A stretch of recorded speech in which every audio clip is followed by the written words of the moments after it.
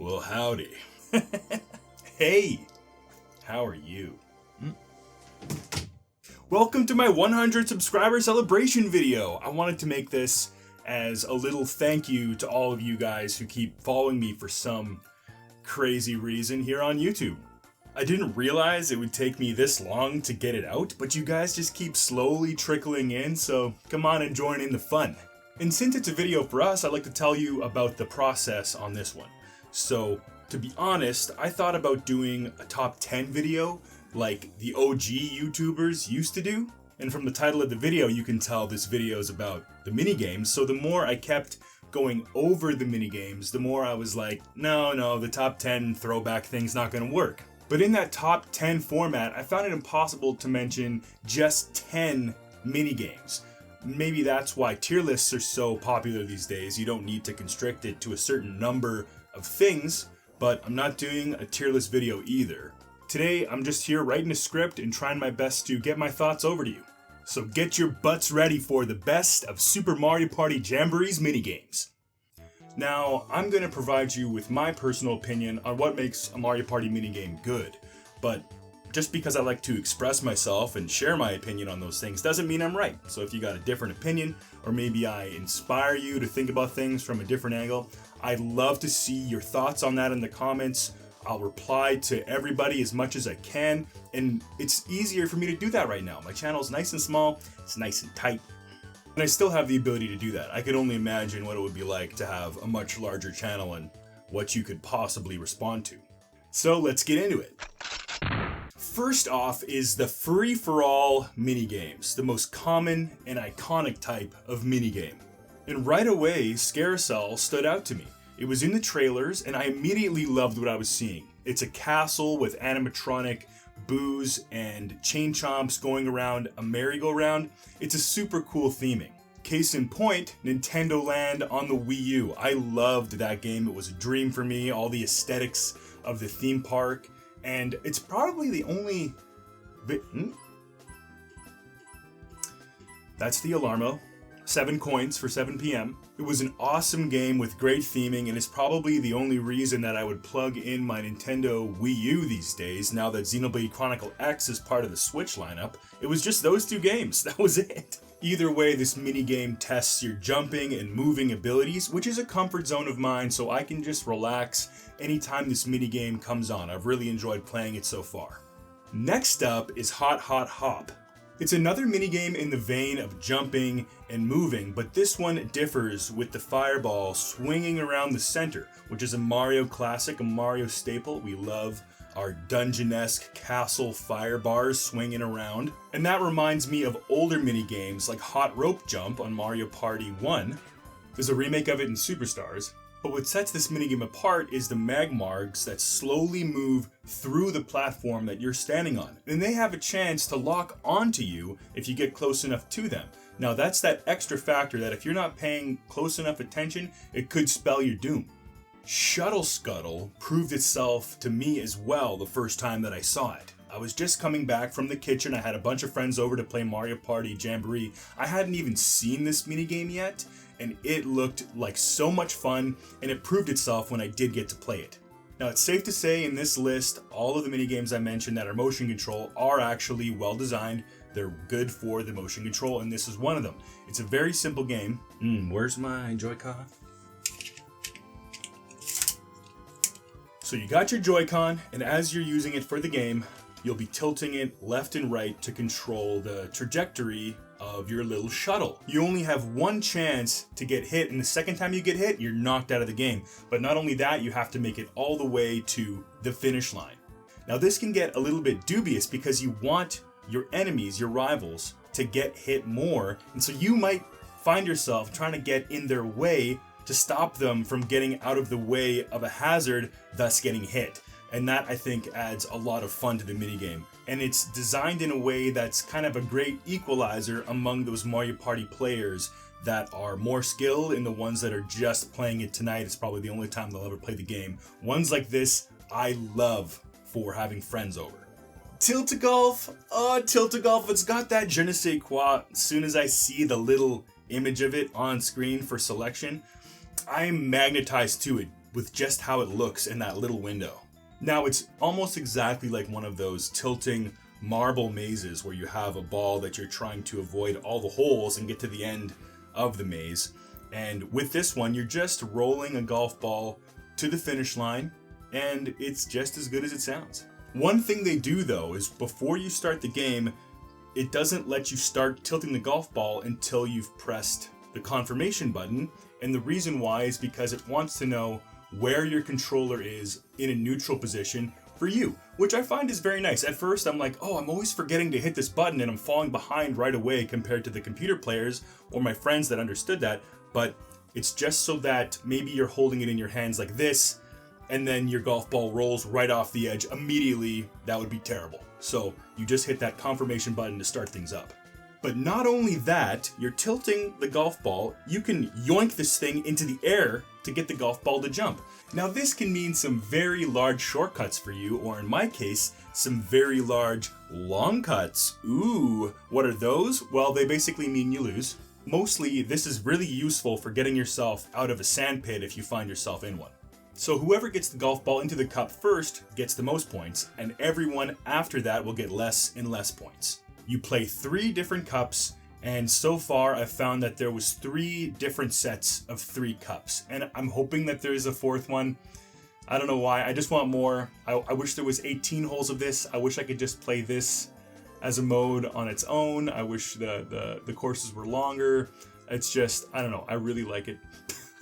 And lastly, we got Hot Cross Blocks as my honorable mention. Now this one didn't quite make the cut because it's only really fun to play with your friends, in my opinion. Against the computer players, I find that this minigame doesn't hold up very well.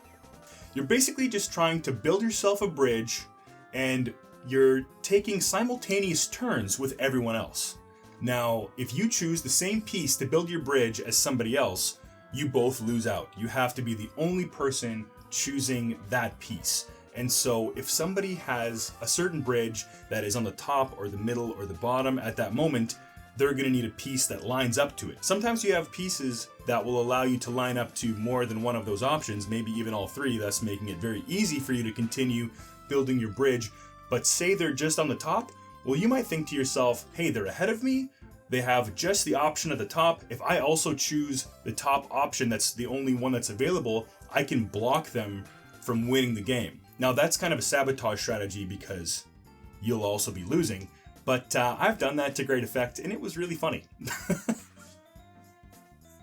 And that's why it's good to play with human players. If you're playing with computer players, they just choose randomly. They will choose blocks that do not line up to their bridge. Now, if I was in the lead and I only had one option for my bridge, maybe I would choose a block that wouldn't line up because I want to block somebody else who's behind me and I know that I'm getting blocked, and that's just how it's going to be.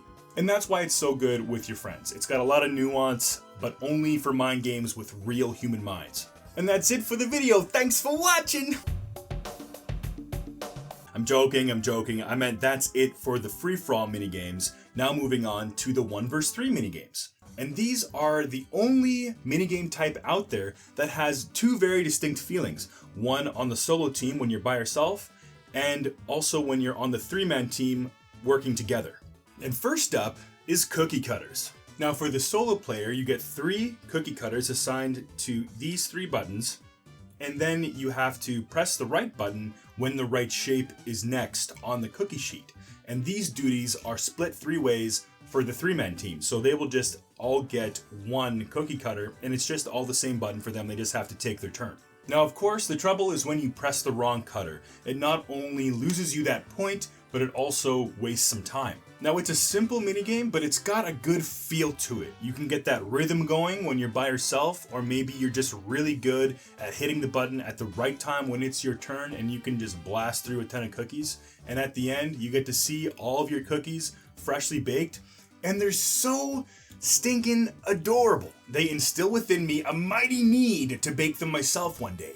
Now, one friendly flying object might seem unfair for the team of 3 at first, but after a few rounds of it, trying it out, it's pretty dang even. The team of 1 is trying to drop these spiky death traps down onto the team of 3 and knock them all out, and the team of 3 is just trying to outlive the timer. The crazy thing is that you can drop a 3 spiked trap onto the edge of another one and it'll flip over. But it is possible almost always to jump over these traps. The timing is just really tight.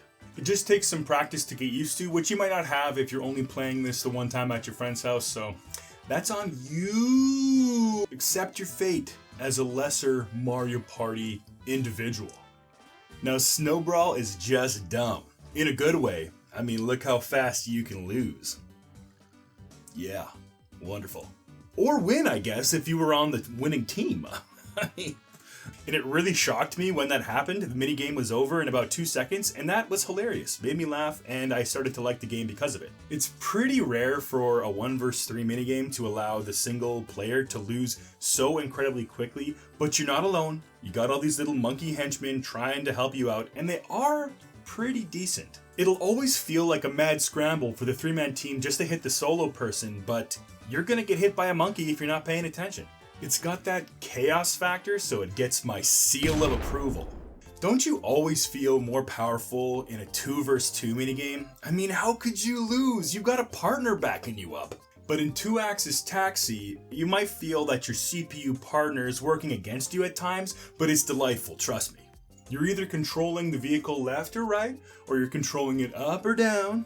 But it gets interesting because whoever pushes the control second overrides the other person. So one person can just hold a direction, and then the second person can override them for a smooth transition from those 2 directions.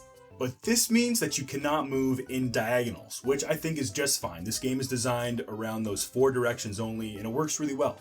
Now moving on to Coin Corral, this is our 3rd minigame with motion controls amongst my favorites.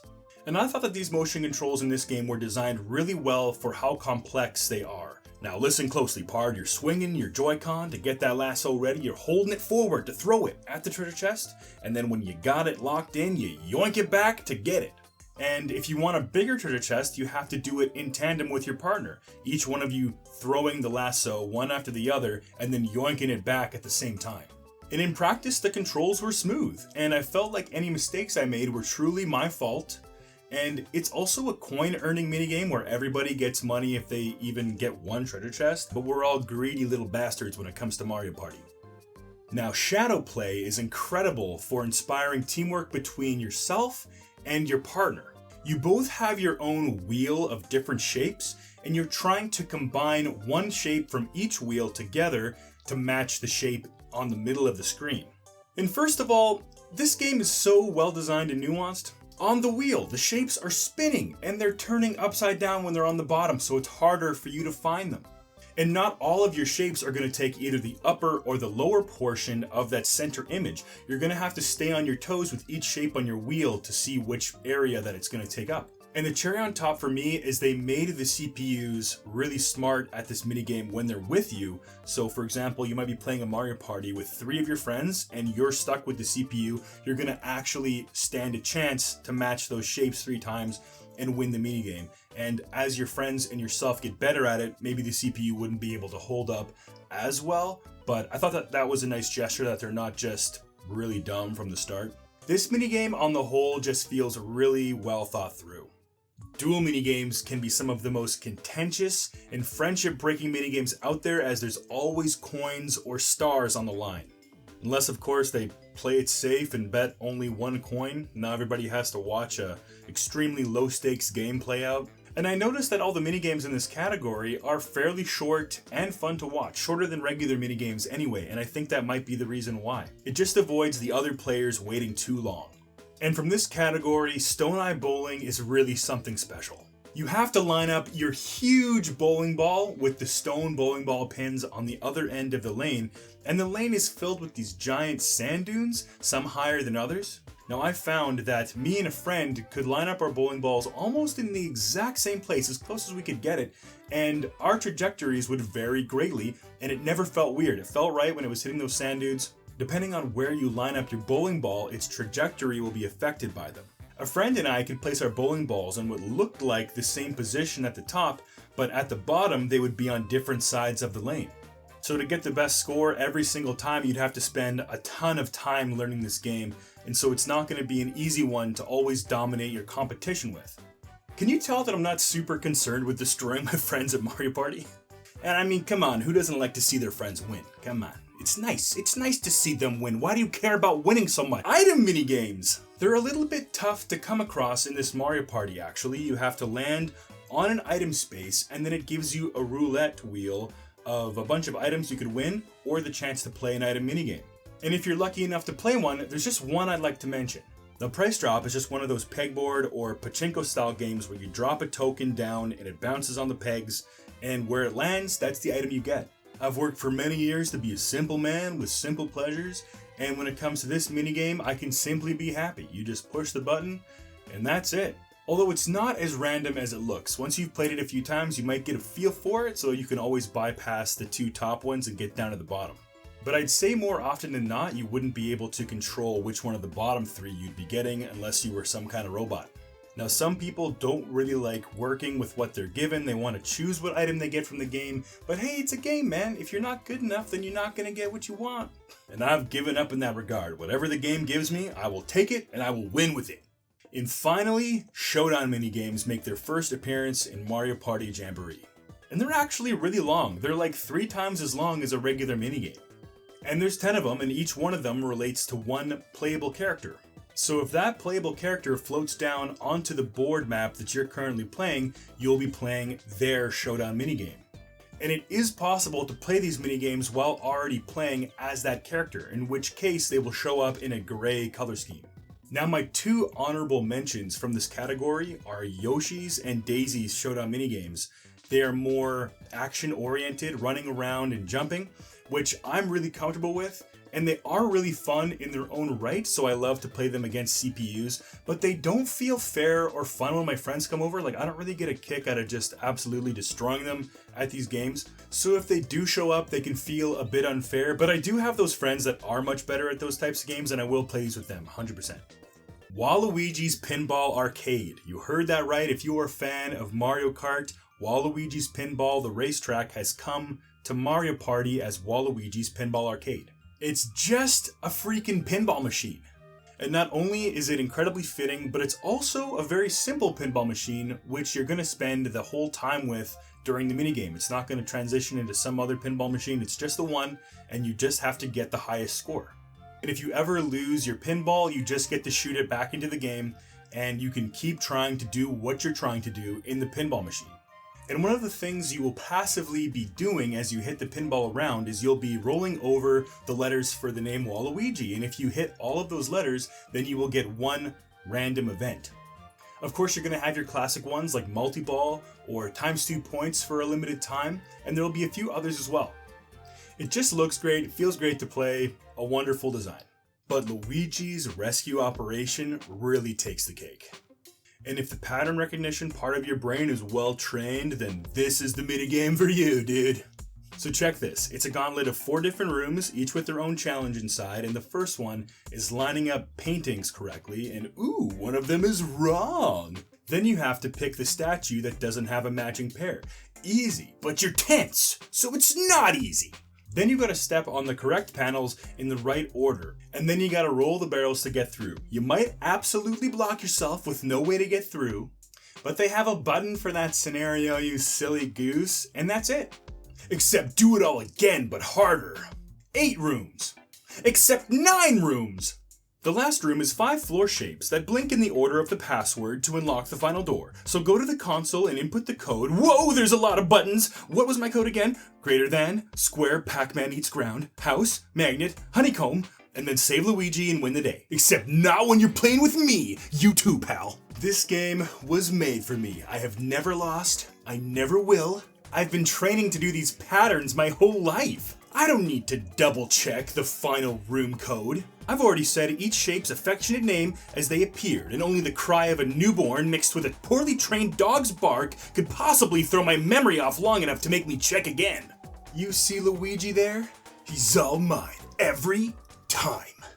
And then I walk past you with Luigi, and then you walk past me, and Luigi follows you because they balanced the Jamboree buddy mechanic well. I wasn't even thinking about 100 subscribers. I was just trying to get a few more views on a video, and here we are. I love seeing you guys enjoy my videos, and that makes me want to keep getting better at making them. Whatever I can accomplish reasonably as a YouTuber is my goal, and I just want to review stuff like this. I have lots of ideas and a big game review coming. I mean huge. It's too long for me at this point, honestly, but I'm gonna do it, and I hope to see you there. Peace! Fast. Frick. Now, don't you feel... Man, I feel like I'm bringing my arms up here all the time because they're down here, and if I'm gesturing down here, it's like, okay, whatever. It doesn't really make any sense.